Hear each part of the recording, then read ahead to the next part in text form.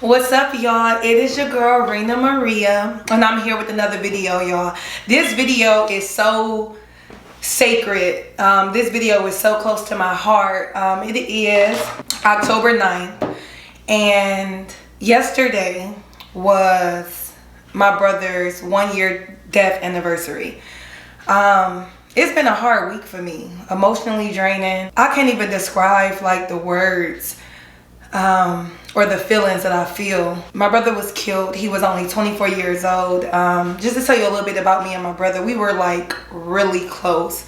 Our mom who raised us passed away when we were 16 years old. And we went into the foster care system. They split us up, of course. My brother ran away, and he used to bring me McDonald's. He used to bring me a Happy Meal at every foster home I went to. I never knew how we got the money. I never knew where the McDonald's came from. I just know that my brother always was there to support me. Being in foster care was hard. It was even more hard because I didn't have family. I feel like I didn't have no one at the moment. And I feel like they took my brother away from me. Life happened. My brother was 24 years old, and sorry I'm everywhere with this video. I am so nervous to even talk about this. I really haven't like talked about my brother in detail in so long, just because it's sad, you know. Make a long story short, on October 7th, I had the option. I don't even know where to begin. Like, I really don't. I used to live in Houston, and I was in Houston. I felt like I was so far away from my brother now that we're out of foster care and I'm living my life, that it was time for me to go back to Cleveland with my brother. So I decided to get a house in Cleveland for me and my brother to live in together. I was asking my brother since like September of last year, like, please move with me.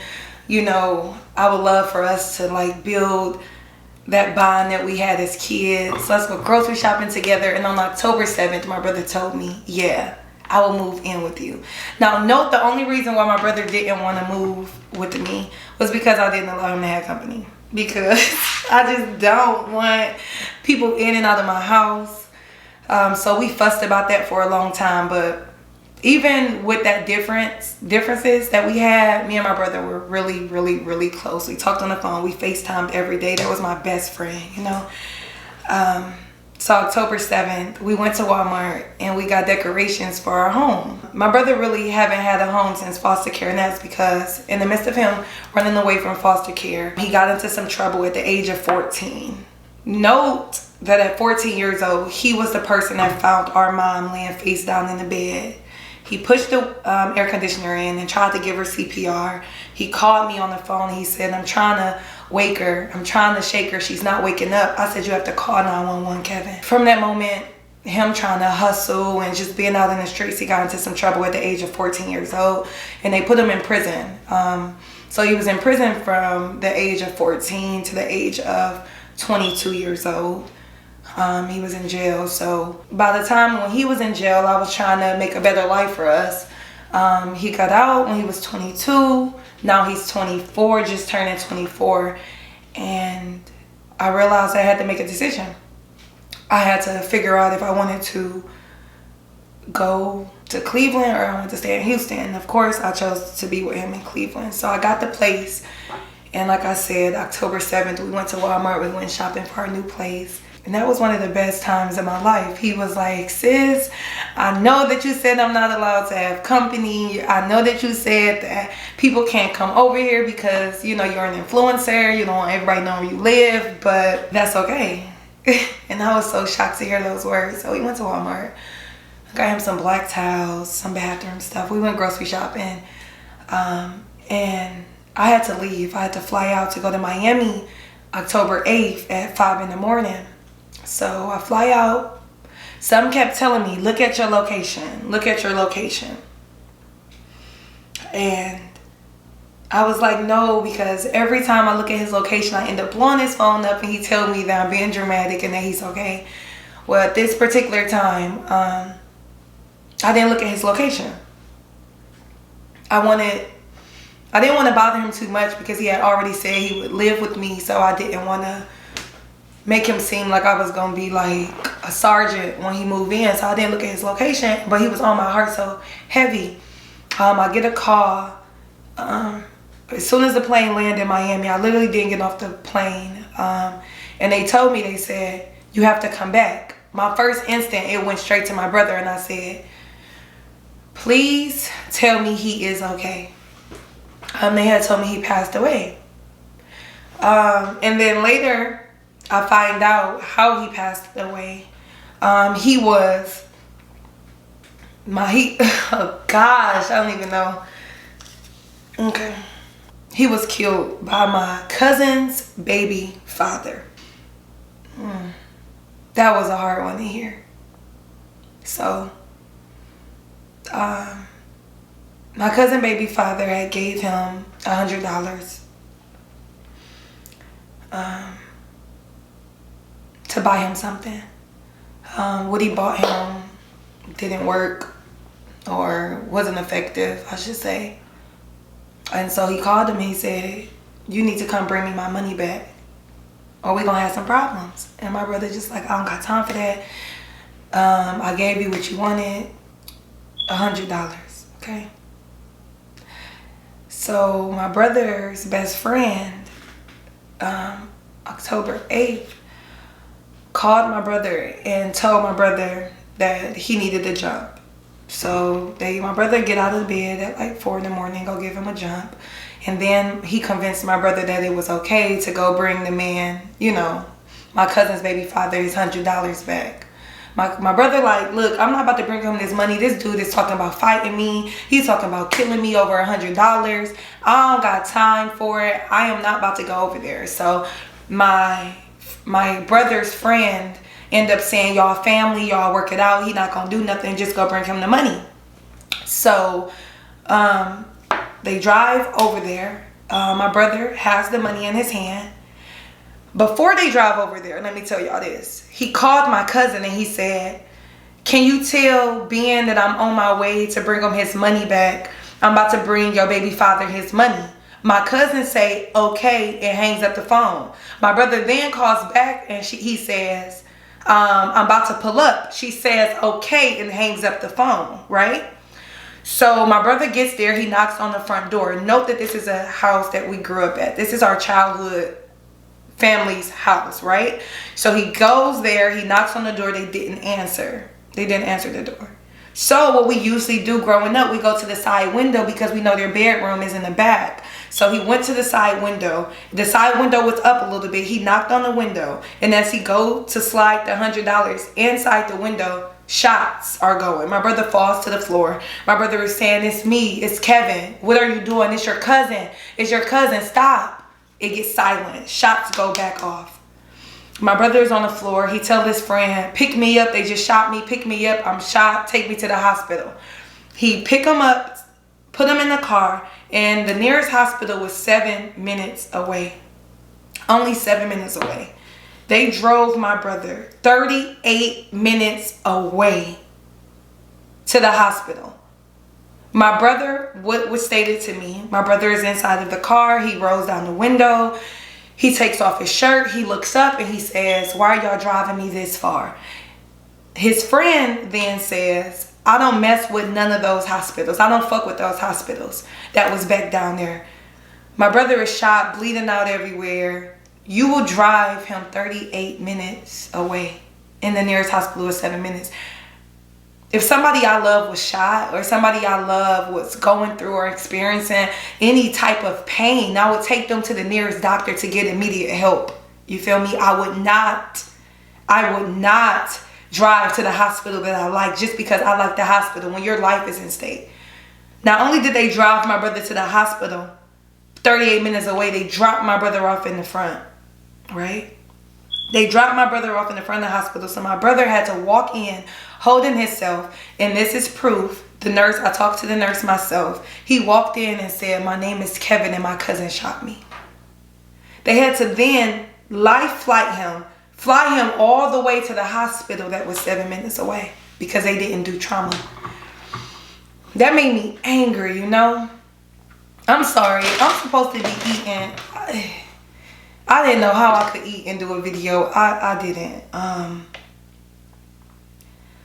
But that, I feel like not only did I lose my brother, but I lost my family. It's sad, you know. My brother was a very, very, very, very, very good person. He was a sweet person. He wasn't in the streets, you know. He wasn't doing anything he didn't have no business doing. He was just trying to live and figure this world out. And I just feel like that was taken from me. So this week, October in itself, is one of the hardest months of my life. This is the first year. I got a lot of years to go. I pray to God I do, but I got a lot of years to go. And it's just losing a brother, losing a sibling, that shit is like, you couldn't even put, I couldn't even put the words to it, you feel me? So that's October 8th, and that's the fucking story of my brother. Like, and the thing I keep asking myself is like, if I would have checked his location, could I have stopped him? If I would have called his phone, would I told him that that was a stupid idea? Or would he have even talked to me about the situation with owing somebody $100?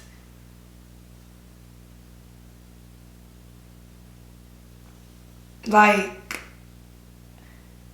would he have told me what he was getting ready to do? I don't know. I know me and my brother talked about everything, but I don't know if he would have did that. So I just know that when they took my brother, they took a piece of me, and I got to learn how to relive, you know? I've been through a lot. I've been through a lot in my life, a whole lot. I done lost my mom. I done been in foster care. My biological mom, I don't know. But there was no pain like this pain. And that's because that was the one piece of me that I had left to remind me that it's okay, you got a reason to keep fighting. So the only thing that I can do without getting overly depressed is just live. And live to the best of my ability. And know that whatever it is that I'm going through in life, it was made and it was a decision that God had already planned before I even got here, to understand that I'm okay. And it's okay not to be okay. And that it's my job and my duty to leave a legacy for not only me, but for my brother and for my brother's child. So whatever it is that you may be going through, whatever pain you may be feeling, whatever anniversaries or death dates or things that make you sad, days that you don't even want to wake up on, whatever day it is that trauma happened on, we're going to have to use those days, and we're going to have to pull ourselves out of that. Because again, it's okay not to be okay. And I'm not saying that the pain will ever like go away. But one thing I know it will do from losing my mom is that you will learn how to cope with it. This video was just to give people a little bit of insight on my life and on my brother, for real. I remember our text message, we wrote each other. And the last thing I said to him in the text message was that I got you. And I'm going to protect you against whoever, whenever. And it hit me hard because I feel like I didn't protect him. But who would have thought that my cousin's baby father would kill him? That's the same person that dapped us up and said that he loved us. That's the same person who told me he gonna look after my brother, you know? Whatever it was that my brother...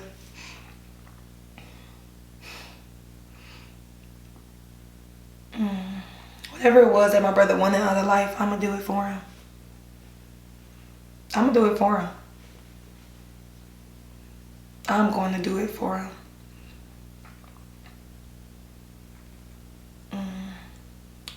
So yeah, it was supposed to be a McDonald's video.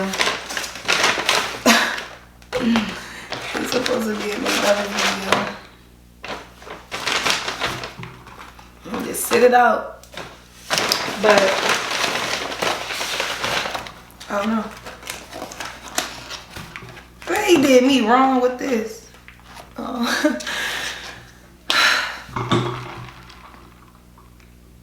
It is crazy because, let me tell y'all, this is so random, but when I went to McDonald's to get this Big Mac,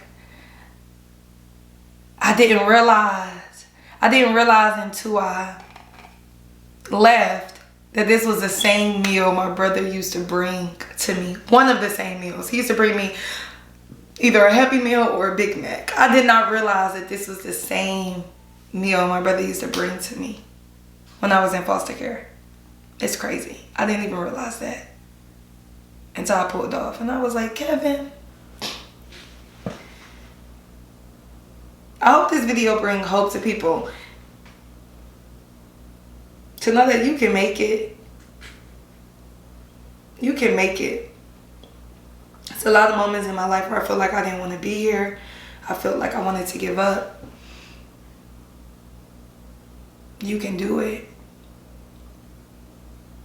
And Kevin, wherever you are in heaven, if you see this video, know that I love you. And know that I'm going to conquer the rest of the world for you. And no matter what,